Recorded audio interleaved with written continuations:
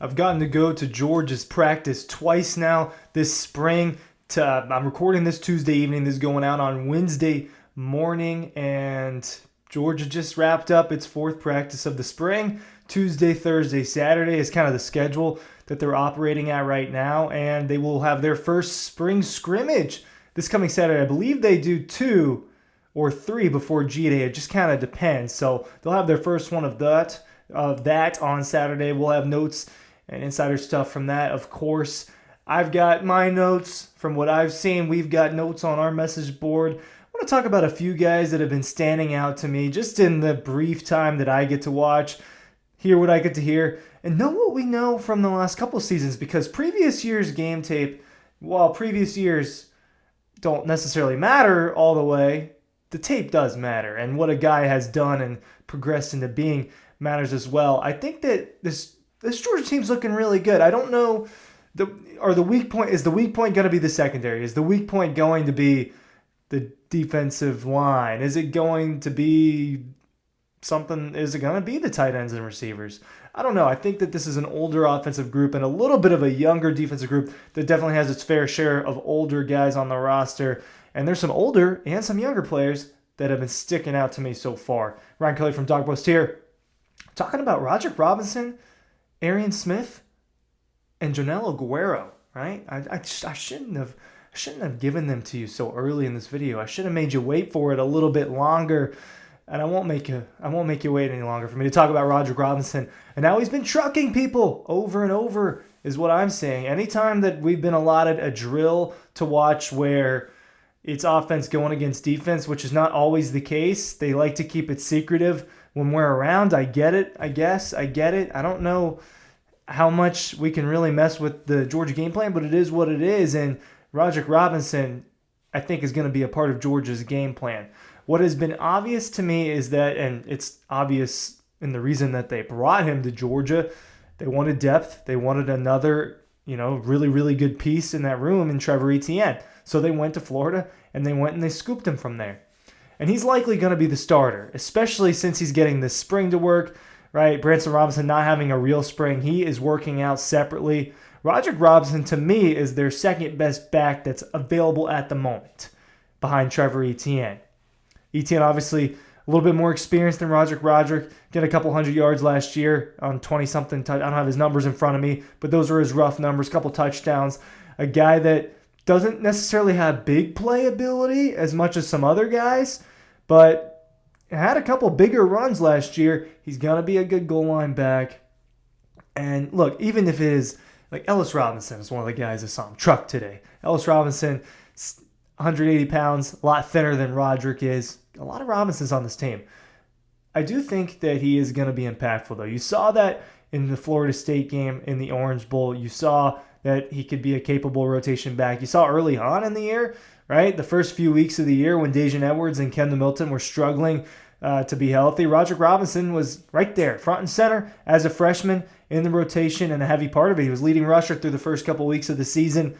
Expect him to be part of their plan offensively, even if it's not a big part of their plan, even if it's not as big of a part of the plan as it is with Branson Robinson, who I believe is a very, very good running back. He had an exciting freshman season, right? Obviously worked as the RB3 his freshman year, getting about 300 yards on 63 carries. That's what my memory brings me, his freshman year, right? So both of those Robinsons, I think, are capable running backs, but Roderick is the one who, according to our insiders, according to my eyes, has been standing out a little bit during this year's spring practice. I'll go to defense before I bring it back to offense. Janelle Aguero. So sometimes it's harder to make defensive observations during drills, right? But the thing that you notice about Janelle Aguero is the ability to go up and get the football.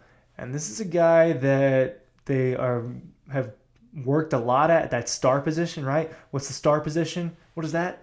Nickel corner, right? So when they bring in 6 DBs, five is nickel obviously, but when they bring in that extra DB and they're in the slot, they're guarding slot players, that's someone that they like to have blitz, that's someone that they like to have roam, that's someone that they like to have cover.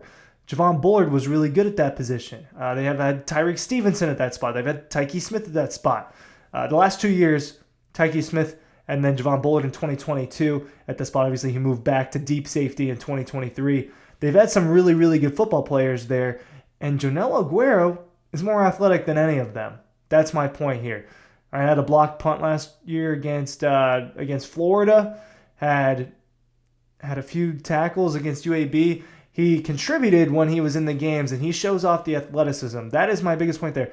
Javon Bullard, and he was a 5-star recruit. This is a bona fide stud as a recruit, too, that they're excited about that. I think he's going to win that spot as that 5th DB that's out there all the time, and I think that he's going to do a good job. Just based off what we know and what we've seen, they should be excited about what they have in Jonel Aguero. You should be excited about the Dawg Post newsletter. I'm linking that down below. You don't want to miss out on when I have a practice report. You don't want to miss out on when Dean has breaking news. You don't want to miss out on when Matt is dropping recruiting nuggets, right? We push that out through the newsletter. It's the best way to stay on top of the Georgia Bulldog football team. It's the Dawg Post newsletter, and it only takes a few seconds to get locked into it, and it's free. You just click the link in the description down below, and we'll take care of you. We'll take care of you. Arian Smith. He's flashed at practice in the past. On the riding home that we did last night, Dean refuted a little bit about how, he's got to do it in the games. Yes, he does have to do it in the games. And that is more important at the end of the day.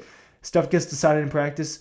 And Arian Smith really isn't on the field that much. Part of that has been injuries, and part of that has been he hasn't produced that much. I think he had 6 catches last year. I think he averages less than 10 catches a season, which is not a lot, especially with quarterbacks like Stetson Bennett and Carson Beck that have spread the love the last couple of years. But Arian Smith, from what I've seen in practice, is burning these defensive backs. Could be a go route, a crossing route, a dig, a zig, all of them. He's burning the defensive backs for Georgia right now. He's making nice catches. We've seen him drop passes. We've seen him not play well through contact. I'm seeing him do these things in practice. Now, I've seen him do some of these things in practice before, and over the course of... So this is my 4th season that I've been able to go to practices, right? 2020 didn't really count completely, even though this was my 5th year at Dawg Post. But in 2021, 2022, 2023, Arian Smith was noticeable, and he was noticeable with Carson Beck throwing in the ball in those 2nd-string drills and those 3rd-string drills the last couple of years. And his chemistry with Carson Beck has been noticeable. So he's a guy that I think, look, speed, you don't teach speed, hard to guard speed. Arian Smith has that, and he has it more than anybody else. And he has it more than anybody else on this Georgia football team. I saw a list at CBS or On3 or something, one of those sites that produces all those lists and rankings on social media, pumps them out. And I saw a list, I do think it was CBS Sports or 24/7, one of the two. I guess it was the same thing. Didn't have Arian Smith in the top 10 fastest players in the country. Tell me that you're not doing your research without telling me you're not doing your research. All right, this guy has made huge plays on the big stage. All right, the Ohio State game, obviously he was wide open. Part of that is his speed. All right, part of that's the defensive back getting tricked up. But Arian Smith, I think he's having a good spring so far. We'll have to ask Kirby if he feels the same way. A receiver that he's felt that has stood out and has also stood out. So I'll give you some bonus content here. I said I was going to talk about those 3 guys. But another guy I think is going to be a contributor for Georgia this fall based off what I've seen in the spring so far and based off of the last couple of years is Colby Young, that transfer from Miami. Big guy, 6'4"-ish, 6'5"-ish, long, noticeably bigger than every other receiver in the room. They don't have another guy like that that's going to go up there and get all of those jump balls, and a guy that can be that true weapon on the outside, right? Dylan Bell's going to play some outside receiver. Robert Thomas is going to play some outside receiver. So is Colby Young, and Colby Young is the most equipped at getting that outside the numbers, right? We've seen Dylan Bell moss a guy here and there, and he could be really good on the edge, but having a guy 6'5", and who's dealing with an injury right now, and so you can tell that he doesn't look quite as crisp as maybe he should, apparently dealing with an ankle injury from a couple of weeks ago.